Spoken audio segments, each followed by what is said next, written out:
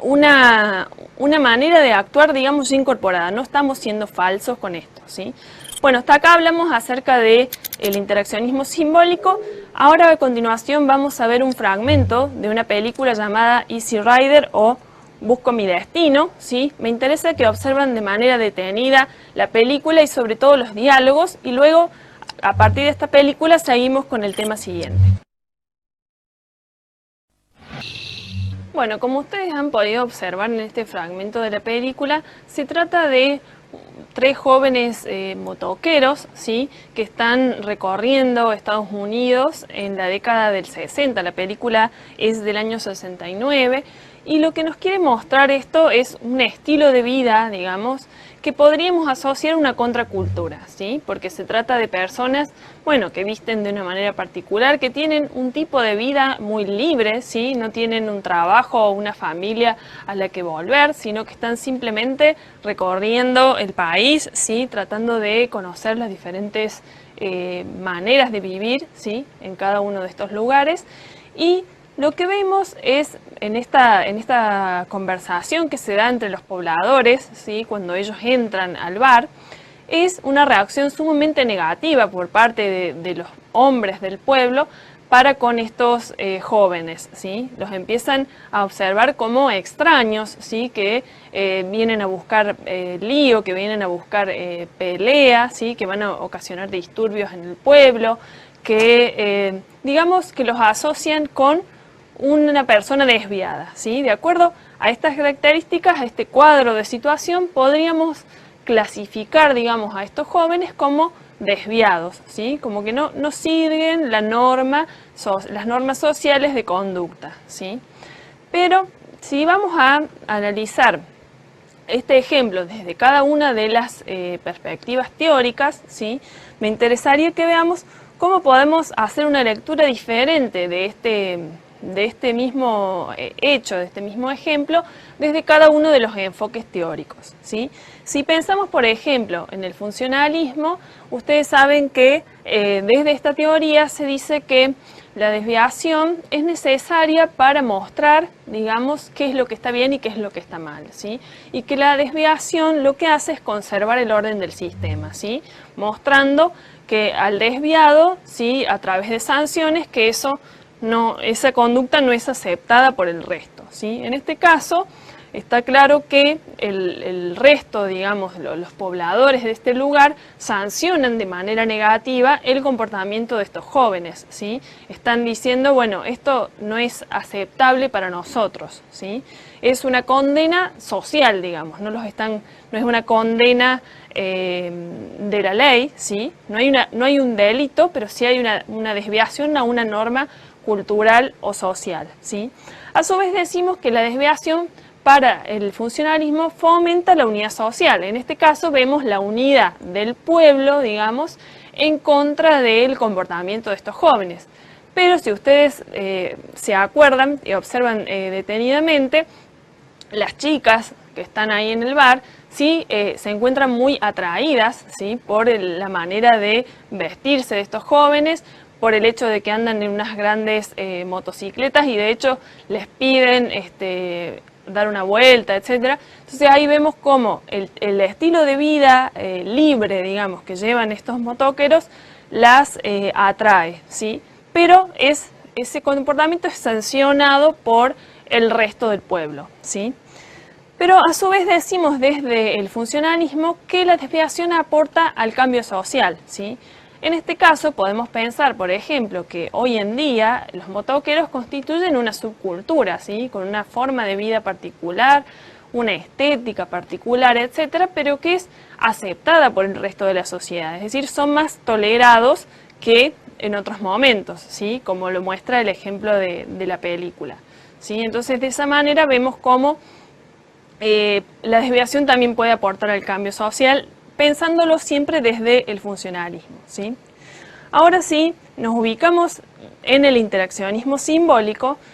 Desde esta teoría, como ustedes saben, la desviación no tiene que ver tanto con lo que las personas hacen, sino cómo son vistas por el resto, ¿sí?, en cómo son juzgadas por el resto. Si ese comportamiento en una determinada sociedad, en una determinada cultura, es juzgado como inadecuado, se trata de una desviación, ¿sí?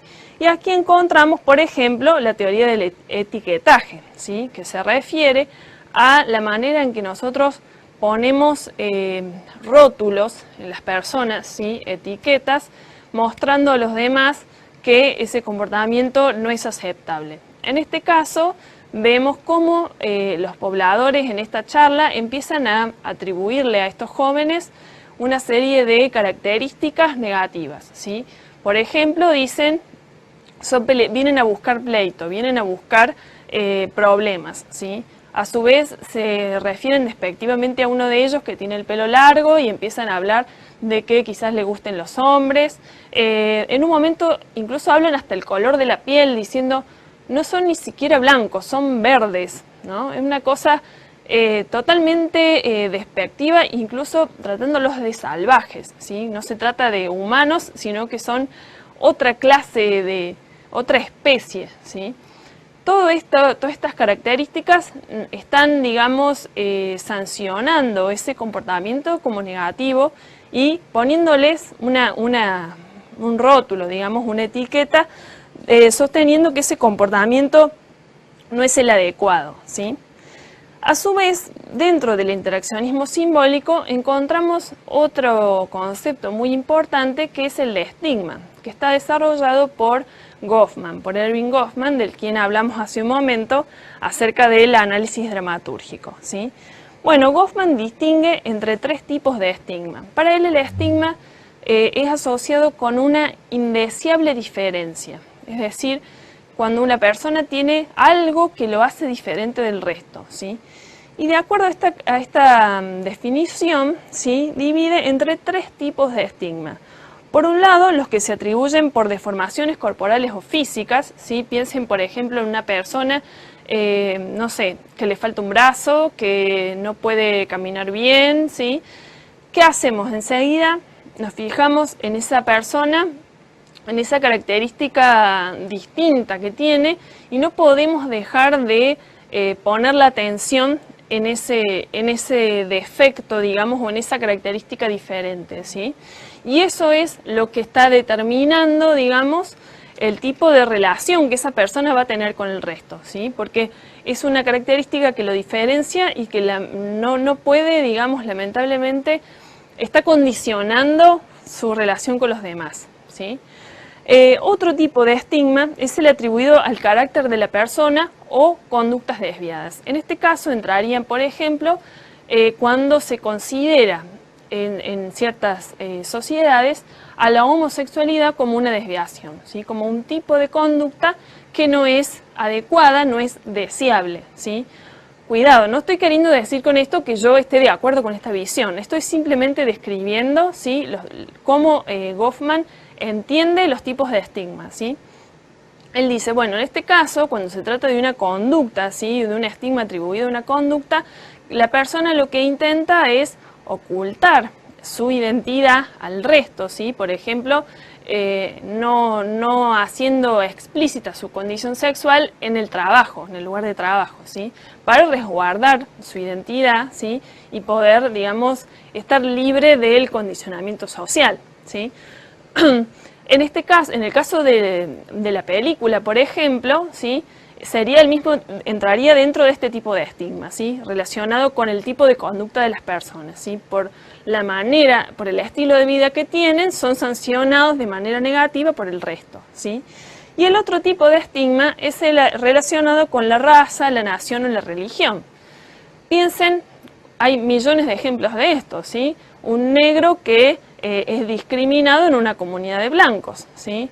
O una persona, por ejemplo, un boliviano en Argentina, ¿sí? Que muchas veces es estigmatizado, digamos.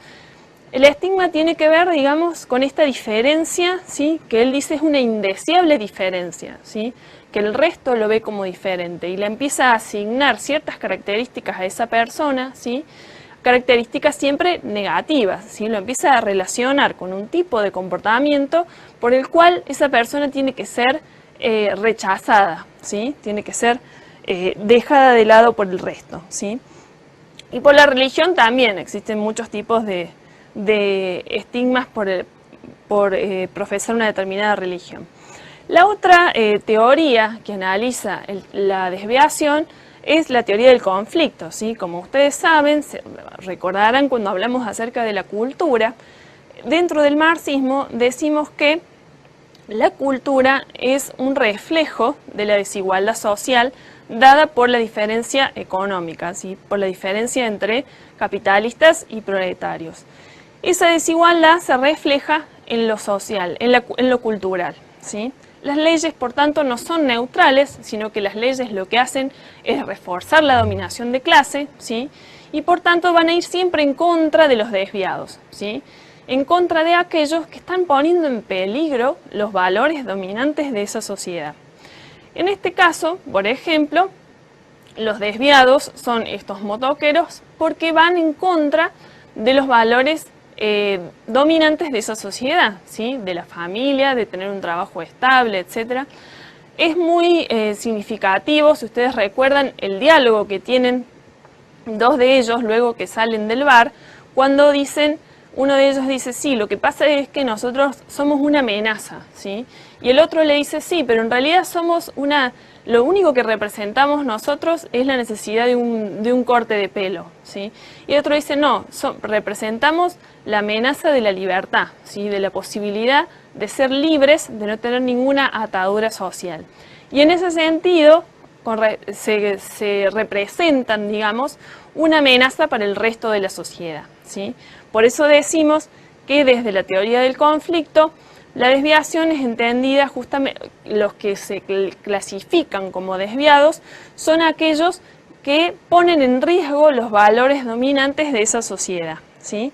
Yo acá puse en la filmina otro ejemplo desde el cual podemos leer el tema de la desviación desde una perspectiva crítica, cercana al marxismo, lo constituye el análisis que hace el sociólogo Loïc Wacquant, un sociólogo francés, discípulo de Pierre Bourdieu, otro gran sociólogo francés, que en un libro que se llama Las cárceles de la miseria, él analiza la política de tolerancia cero de Estados Unidos, desarrollada en Estados Unidos y que luego es exportada al mundo, que según su visión, lo que hace este tipo de política es ir en contra, primero establecer un estereotipo de quiénes son los peligrosos, ¿sí? De quiénes son aquellos que están poniendo en riesgo la seguridad ciudadana, ¿sí?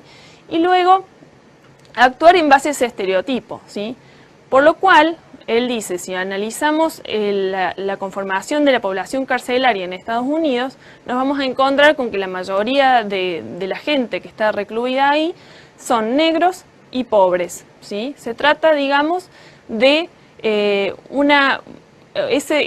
hecho de que estén allí los negros y los pobres no tiene que ver con una relación entre pobreza y delito, es decir, que los pobres son los que más delinquen, sino que tiene que ver con una práctica judicial y policial discriminatoria, ¿sí? Que lleva a que esas personas sean las que son más detenidas, ¿sí? Porque constituyen una amenaza para el resto, ¿sí? Esto es significativo si tenemos en cuenta que la población negra en relación al total de la población en Estados Unidos es un porcentaje muy inferior, ¿sí? Muy mínimo en relación a la población total. Este es un ejemplo muy interesante que si ustedes tienen oportunidad de acercarse, digamos, a leer este libro, es muy interesante porque nos muestra justamente cómo no solo analiza la conformación de las cárceles en Estados Unidos, sino también analiza el caso de Europa y esto de la tolerancia cero, cómo se trata de una política que en realidad en Estados Unidos ha sido muy criticada, ¿sí? Y no ha dado los resultados que se suponía que tenía que lograr, es decir, disminuir los índices de delincuencia, sino que por el contrario, lo que ha generado es una imagen más negativa de la población hacia la policía, que actúa de manera indiscriminada en contra, sobre todo, de los sectores más carenciados, ¿sí? De los sectores más pobres que se ven, a su vez, más estigmatizados por este tipo de política, ¿sí?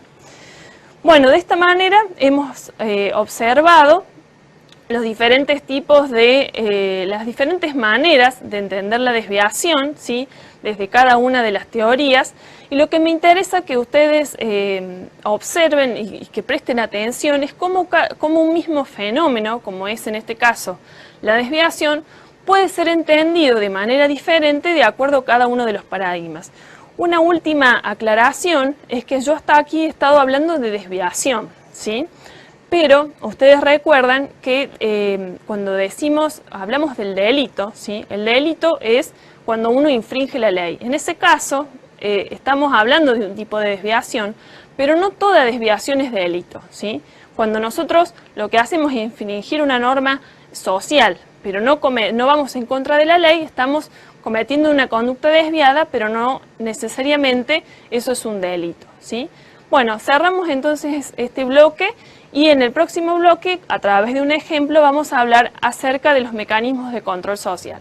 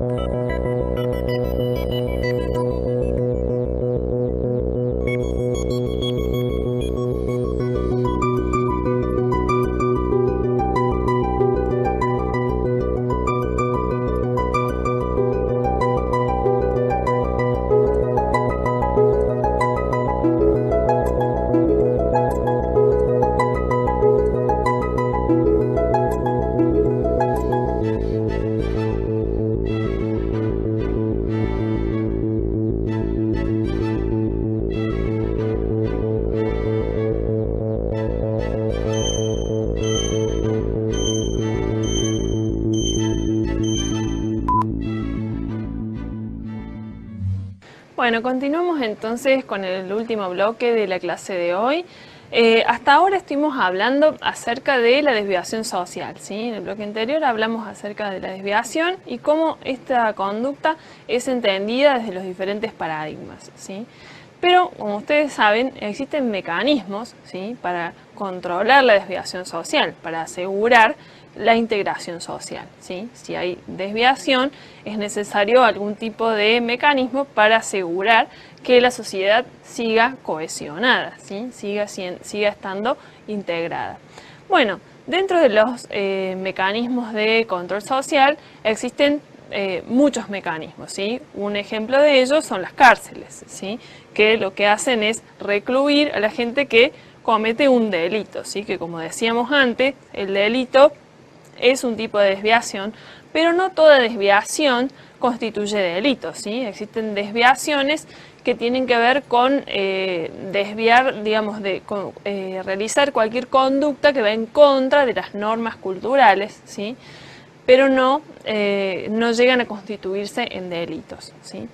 Yo les quiero presentar a continuación un ejemplo para que a través de ese ejemplo podamos analizar cómo el control social puede ser visto desde las diferentes perspectivas teóricas que hemos estado usando hasta ahora. Ustedes acá en la imagen ven a dos policías que están en una esquina de la ciudad, se trata de la ciudad de Córdoba, donde están averiguando los antecedentes de un grupo de jóvenes. Si ustedes viven en la ciudad de Córdoba, esta imagen la pueden haber visto varias veces en la ciudad, es una imagen cotidiana, digamos, que hace a la vida de esta ciudad, y se trata justamente se encuadra esta acción dentro de lo que se llama la figura del merodeo. En la provincia de Córdoba existe un código de faltas que establece en uno de sus artículos, el artículo 86, la figura del merodeo, que tipifica, digamos, como una contravención el hecho de andar deambulando por la calle con el supuesto objetivo de delinquir, ¿sí? Entonces, cuando la policía ve a alguien sospechoso, puede detenerlo y averiguar sus antecedentes, ¿sí? Basándose en esta figura legal establecida en el Código de Faltas. Bueno, hasta acá estamos hablando de un procedimiento policial respaldado por una ley, ¿sí? Por un código de faltas. Pero este tipo de accionar conlleva una serie de problemas y resulta bastante polémico, ¿sí? ¿Por qué? en primer lugar, si ustedes se fijan, las personas que son detenidas bajo esta figura en general presentan las mismas características. Son pobres, son morochos y visten de una manera particular, ¿sí? En general se trata de jóvenes que gustan, por ejemplo, de los bailes de cuarteto, ¿sí? Son jóvenes marginales, ¿sí? Jóvenes marginales de la ciudad de Córdoba y que son en general el blanco, digamos, de este tipo de detenciones, ¿sí? Entonces acá nosotros podemos observar en este tipo de accionar de la policía cómo se está basando, digamos, en una etiqueta, ¿sí? Hablábamos recién acerca de la teoría del etiquetaje, ¿sí? Y cómo en este caso se asocia a la persona sospechosa y peligrosa de acuerdo al color de piel y de acuerdo al tipo de accionar que lleva, ¿sí? No importa demasiado qué es lo que esté haciendo, pero si están simplemente deambulando por el centro de la ciudad, pueden ser blanco, digamos, de esta... pueden requerírsele los antecedentes, ¿sí? Bueno, ¿qué quiero decir con esto? Se trata de una manera de accionar de la policía en base a una etiqueta, ¿sí? En base a un prejuicio, digamos, establecido. Pero ojo, no se trata de que solamente los policías se comportan de esa manera, se trata de una etiqueta ya establecida socialmente, ¿sí? No es que solamente los policías consideran peligrosos a estos jóvenes, sino que en general eso está, digamos, asentado en la sociedad y es en base a ese prejuicio que se acciona, ¿sí? Esto si lo pensamos desde el interaccionismo. Si nosotros nos posicionamos, por ejemplo, en la teoría del conflicto, podríamos decir que en este caso está claro que la ley está hecha, digamos, en beneficio del orden dominante, de mantener la seguridad ciudadana, ¿sí? Pero va en contra de los más débiles, ¿sí? De los marginales, ¿sí? En este caso se trata de jóvenes, ¿sí? Que en muchos casos quizás no tengan posibilidades de acceso a la educación o al trabajo, por ejemplo. Por eso decimos, se trata del sector más débil, ¿sí? Entonces, desde la perspectiva del conflicto diría, bueno, la ley no es neutral, sino que está yendo siempre hacia el más débil. A su vez, existen datos de una investigación realizada por un diario local que después fue también tomada por el diario Le Monde Diplomatique, la edición de Latinoamérica, donde se encontró que la policía, por lo menos en ese entonces, la policía de Córdoba estaba, digamos, presionada para lograr una determinada cantidad de detenciones por día, como un índice de la eficiencia policial, ¿sí? Que aseguraba la seguridad ciudadana. Entonces, si pensamos en que en ese condicionamiento, ¿sí? Y a su vez en la etiqueta que guía el accionar policial, nos encontramos con que esto lleva a una serie de detenciones arbitrarias, ¿sí? Injustificadas en muchos casos, y a su vez el hecho de que el código sea tan impreciso en la manera en que define, por ejemplo, esta contravención, es lo que lleva justamente a la posibilidad de que haya, digamos, arbitrariedades en la manera en que se aplica el mismo y que haya, digamos, detenciones que no son justificadas, ¿sí? Esto para que ustedes vean simplemente como en un caso, digamos, de una realidad bien cercana a nosotros, podemos ver cómo en este caso una institución como es la policía se maneja en su accionar a través de una etiqueta, ¿sí? De establecer un rótulo de quién es peligroso y quién no. Ahora, si lo pensamos a este mismo ejemplo, desde el funcionalismo, por ejemplo, pensaríamos que desde esa perspectiva no se fijaría tanto en si la medida privilegia, digamos, va en contra de un sector u otro, sino que pensaría acerca de la manera en que esa medida hace al orden social, ¿sí? ¿En qué medida es eficiente esa medida para mantener el orden social? ¿Sí? Entonces ahí vemos cómo, de acuerdo a la perspectiva en la que nos ubiquemos, va a ser la manera en que entendamos, ¿sí? a la desviación, ¿sí? Bueno, a su vez existen otros tipos en este caso estamos hablando de un mecanismo de control social que tiende a evitar la comisión, digamos, de un delito, ¿sí? Que se llegue, por ejemplo, a robar, ¿sí? En este caso se supone que se trata de sospechosos, ¿sí? Que están buscando cometer un delito. Pero también existen mecanismos de control social mucho más digamos, sutiles, ¿sí? Que no están directamente asociados con la prevención del delito. Si ustedes recuerdan en una de las lecturas que tienen en el material que tienen para leer, disponible para ustedes, hablamos acerca de la escuela, por ejemplo, como un agente de control social. En la medida en que cuando uno asiste a la escuela, es, digamos, educado no solo a través de la incorporación de conocimientos específicos de las materias, sino que es inculcado, va incorporando las normas y los valores de esa sociedad, ¿sí? Y de esa manera incorpora también ciertas sanciones a lo que está bien y lo que está mal, ¿sí? De la manera en que uno debe comportarse. Entonces, de esa manera tenemos, digamos, incorporamos las normas sociales, que como ustedes saben, eso tiene que ver con el proceso de socialización, y de esa manera la escuela se transforma también en un agente de control social, ¿sí? Sancionando qué comportamientos son debidos, ¿sí? Son aceptables y qué comportamientos no lo son, ¿sí?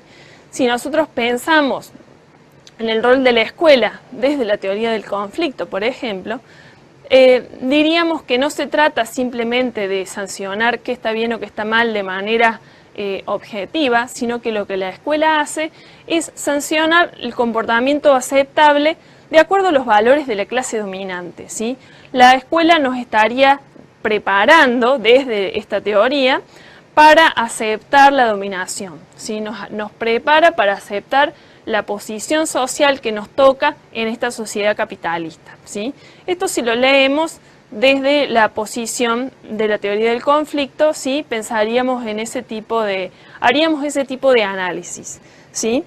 Pero si pensamos de nuevo, por ejemplo, en las cárceles, ¿sí? Como un mecanismo, como un mecanismo de control social, en ese caso directamente asociado a reprimir el delito, ustedes recuerdan que en el material de estudio habrán visto que existen diferentes objetivos a lograr a través de la reclusión, ¿sí?